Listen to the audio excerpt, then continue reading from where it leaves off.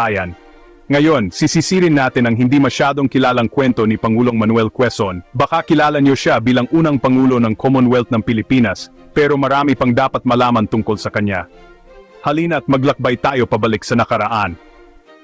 Ipinanganak si Quezon noong Agosto 19, 1878 sa Baler, Tayabas, isang maliit na bayan na kalaunan ay naging bahagi ng Aurora. Mula sa simpleng simula, naging isa si Quezon sa mga haligi ng kasaysayan ng Pilipinas. Hindi lang siya basta nagising isang araw at naging Pangulo. Ang paglalakbay ni Quezon ay puno ng tiyaga at walang humpay na pakikibaka para sa kalayaan ng Pilipinas mula sa mga Amerikano. Nag-aral siya ng abogasya sa Universidad ng Santo Tomas, pumasa sa bar at nagsilbi sa Asamblea ng Pilipinas. Isa sa hindi gaanong kilalang kontribusyon ni Quezon ay ang papel niya sa Jones Law ng 1916. Mahalagang hakbang ito tungo sa sariling pamamahala ng Pilipinas. Ipinaglaban ni Quezon ang batas na ito at nagsilbi itong pundasyon para sa kalayaang ipinagdiriwang natin ngayon. Pero hindi lang sa politika umiikot ang kwento ni Quezon.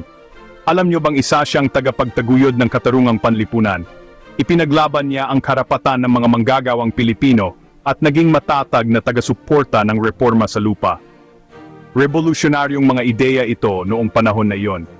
Noong ikalawang digmaang pandaigdig, nasubok ang pamumuno ni Quezon. Kahit na nakikipaglaban sa tuberculosis, nakipagtulungan siya ng malapitan kay General Douglas MacArthur at sa iba pang leader ng mga alyado para sa estratehiya ng pagtatanggol at tuluyang pagpapalaya ng Pilipinas. Ang kanyang mga talumpati sa panahong ito ay patunay ng kanyang walang katapusang dedikasyon sa kanyang mga kababayan. Isa sa mga nakakataba ng puso pero hindi gaanong kilalang katotohanan tungkol kay Quezon ay ang kanyang open door policy para sa mga Hudyong refugee noong Holocaust. Sa panahong isinasara ng maraming bansa ang kanilang mga pintuan, nag-alok ng santuwaryo si Quezon sa mahigit 1,200 Hudyo at iniligtas sila mula sa mga kalupitan ng mga Nazi. Nakakalungkot na maikli ang buhay ni Quezon. Pumanaw siya noong Agosto 1, 1944 sa Saranac Lake, New York, ngunit nananatili ang kanyang pamana. Mula sa kanyang pagsusulong para sa kalayaan hanggang sa kanyang mga pagsisikap para sa kapakanan ng tao, malaki ang naging ambag ni Quezon sa paghubog ng Pilipinas. Kaya sa susunod na marinig niyo ang kanyang pangalan, alalahanin na marami pang dapat malaman tungkol kay Manuel Quezon. Salamat sa panonood.